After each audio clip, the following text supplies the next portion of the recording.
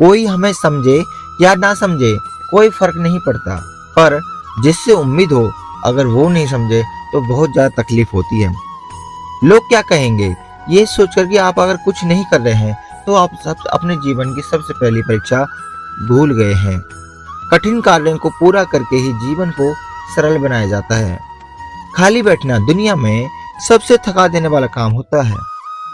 जहाँ बारिश ना हो वहाँ फसलें खराब हो जाती हैं, और जहाँ संस्कार ना हो वहाँ नस्लें खराब हो जाती हैं।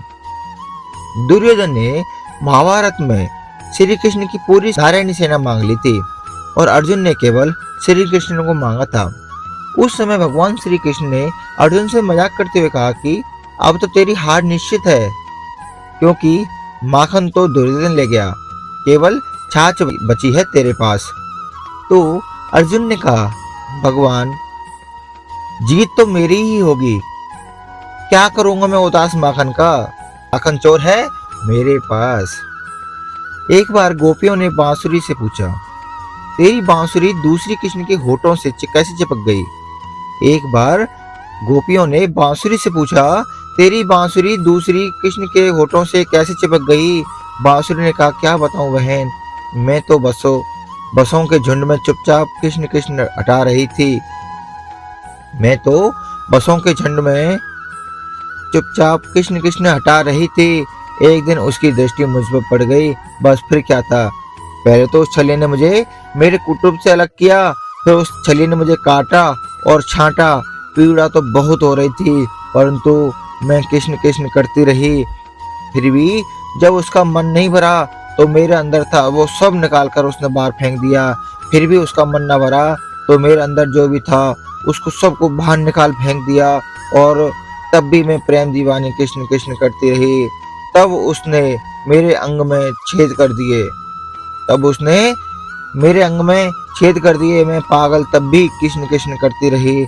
अंत में कृष्ण ने कहा, तू जीती मैं हारा, अब तू सदा मेरे होठों पे विराजमान रहेगी।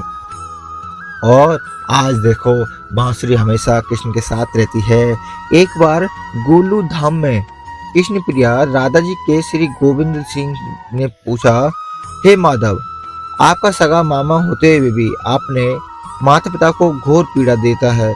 निरंतर था कि आपका अपमान करता था, आपकी संतों का मजाक उड़ाता था, आपको मार देने का प्रयास करता था, कभी किसी को भेजकर कभी किसी की हत्या के प्रयास करता रहता था। फिर भी उस माँ पापी के ऐसी कौन सी पुण्य थी जो कि उसे आपके हाथों से मोक्ष प्राप्त हुआ। मोहन ने मुस्कुराते हुए उत्तर दिया, राधे, कंस जो भी कुछ करता था सोचता था वह सब मेरे बारे में ही सोचता रहता था। कंस जो भी कुछ भी करता था वो सोचता रहता था, वह सब मेरे बारे में ही सोचता रहता था, चाहे देश क्रोध हो या भय के कारण। पर मेरा स्मरण उससे हमेशा रहता था।